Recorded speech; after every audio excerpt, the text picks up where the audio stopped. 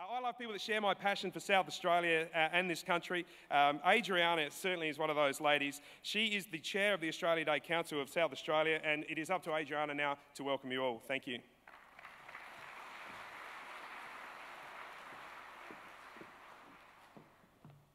Hello everyone and welcome. I'd like to acknowledge that the land that we meet on today is the traditional lands of the Kaurna people, and we respect their spiritual relationship with their country. We are honoured today to have with us His Excellency Hugh Van Lay, Governor of South Australia, and Mrs Lan Lay. Welcome. The Honourable Russell Wortley, President of the Legislative Council, and Mrs Dana Wortley, MP. Vicky Chapman, Deputy Leader, representing Stephen Marshall, Leader of the Opposition, Federal Parliamentarian Senator Anne Ruston, the Honourable Jin Lee, Member of the Legislative Council, and her husband Eddie, the Right Honourable Lord Mayor Martin Haese, joined by the Lady Mayoress Genevieve Therese Haese, welcome, former Premier of South Australia, the Honourable Dean Brown, AO, the Honourable Grace Portalesi, Chair of the South Australian Multicultural and Ethnic Affairs Commission. I'd also like to welcome the Italian Consul, Dr. Roberta Ronzita, here with Mr. Don Dottino this afternoon, the Greek Consulate General, Mr. Andreas Gouras, welcome. South Australia's yes, why not? South Australia's Australian of the Year recipients for 2016, Dr. John Greenwood, Monica Oliphant, Armin Abrahir-Zadar, and Claire Ford. Australia Day ambassadors, welcome. Mayors, CEOs, councillors from a number of different councils across South Australia.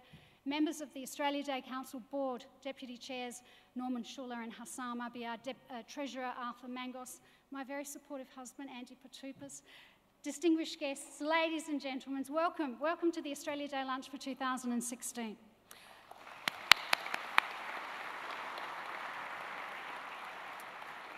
I particularly wish to thank the sponsors of this event also. Our major sponsor is the Commonwealth Bank. Thank you for your support as our major sponsor for today's lunch. Our gratitude, of course, specifically goes to Craig Brooke, Regional General Manager for South Australia and the Northern Territory. Craig is a very passionate supporter of the Australia Day Council and, of course, of Australia Day, and he's joined here today by the lovely Emma. Thank you both for joining us and for supporting today's event. Cooper's Brewery, thank you indeed for your contribution for Cooper's Beverages on a perfect day for it today. Serafina Wines, whose glorious wines you'll be enjoying with our lunch. Novatech Creative Event Technology, who have supplied all of our audio-visual equipment. Channel 9 for your promotional support. There's a number of stakeholders and sponsors that are here today. Osgold, Villies, Stratco, Crown Plaza, Argon Design, and they're here with our corporate club members, Adelaide Airport, BuildTech, Festival City Wines, the Caritas Corporation, the Maris Group, Nor Metals, Sealy International, All Transport, the Luca Group, Strathmore Building Group, Alfred James Sons, and of course Romeo's Foodland. You're all so very valuable to us as an organisation, and I acknowledge your support and your attendance today. I'd also like to thank Matt Miles, our Executive Officer, and his staff, because they have worked tirelessly in the last few days to organise the many Australia Day events that are going to be taking place. So Matt, thank you. You're wonderful. Today, you'll hear some inspiring stories from some remarkable Australians, and their endeavours, I'm sure, will inspire you and at the same time challenge all of us to reflect on our national identity and how we can all contribute to making this country better in the future. The 26th of January is Australia Day, of course, and for me, it often involves an opportunity to celebrate and reflect on who we are as Australians. Many local councils across South Australia often host citizenship ceremonies and celebrations on Australia Day, and if you haven't had the opportunity to attend, I hope that you do get the chance this year, because they're absolutely amazing. And in particular, I remember one citizenship ceremony back in 2008, and I'll share this quickly with you because it was a beautiful moment. We were celebrating Australia Day at the City of West Torrens at the Memorial Gardens under a really big marquee, and it was so hot. And I remember vividly a family of 5 who had come from Sudan that day, and they'd come with their extended family and friends to take the oath. And I couldn't begin to tell you the amount of time and effort that this family had committed to getting themselves ready for the ceremony that day. And they all looked amazing. The youngest in the family was a little boy of about 6, and despite the hot weather, he was wearing a beautiful little white suit and polished shoes, and he had a sister who was wearing a lovely white lace dress. She had her hair pulled back in braids and in a ponytail. And her older sister was also wearing a beautiful dress and probably her first pair of high heel shoes that day. And both parents elegantly dressed. The lady was in a national costume, and just very dynamic and vibrant in every way. And they had, of course, in the crowd with them, their family and their friends, all cheering them on as they took the oath to become Australian citizens. And you could see the look of excitement, happiness, anticipation, and just a tinge of heartache all welling up in their eyes as they stood in front of Mayor John Traynor. Now, if anyone knows John Traynor, and I'm sure many of you do, you would know what a larger-than-life, warm-hearted father figure he is. And he immediately recognised and noticed the tears welling up in their eyes as they stood in front of him. And he said, in a matter-of-fact way, "Now, you know, becoming an Australian citizen is much like getting married." Well, that threw a curveball because the look on the father's face was one of absolute shock. He didn't know what he was up for, so he must have buckled at the knees at that point because the rest of the crowd just started laughing. They were in fits of laughter.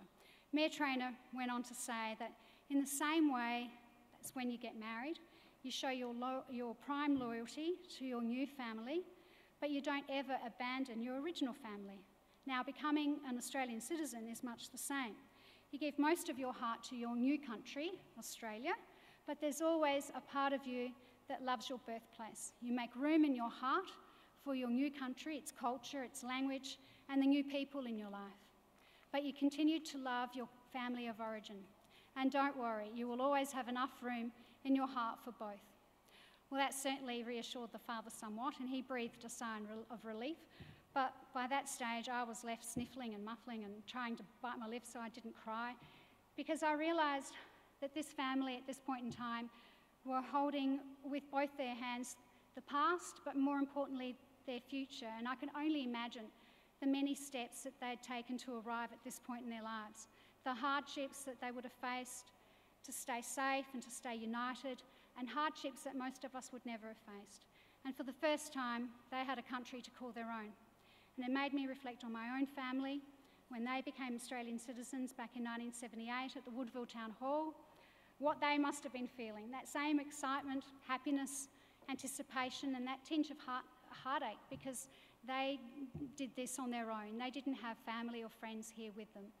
And of course, they've gone on to become active and respected members of our community, and they've raised and educated children and now dote on grandchildren. Families like the Romeos, the Crotties, Caritas family, Millicent's family, Maris, Schuller, Abiad, the Patupas family, and the Lay family, and my own family, the Christopoulos family. And so this family in front of me went on to take the oath and become Australian citizens under that really hot, extreme heat and under that marquee. And I remember this little boy really vividly in that suit, looking up at the crowd of smiling faces of family and friends and strangers and just basking in the applause. And he did a little dance that only 6-year-olds can do and get away with, because he knew that he belonged. And just as Mayor Traynor had described it, it was just like a wedding. And just like any good wedding, there was good food, partying and photos, and a real feeling of joy and optimism for the future, because that's what it was. And I couldn't leave you with a better sentiment to consider on Australia Day than that of celebration, of family, and of home. And I hope you find yourselves all basking in those wonderful elements on Australia Day. Please enjoy today's lunch, welcome, and have a very happy Australia Day.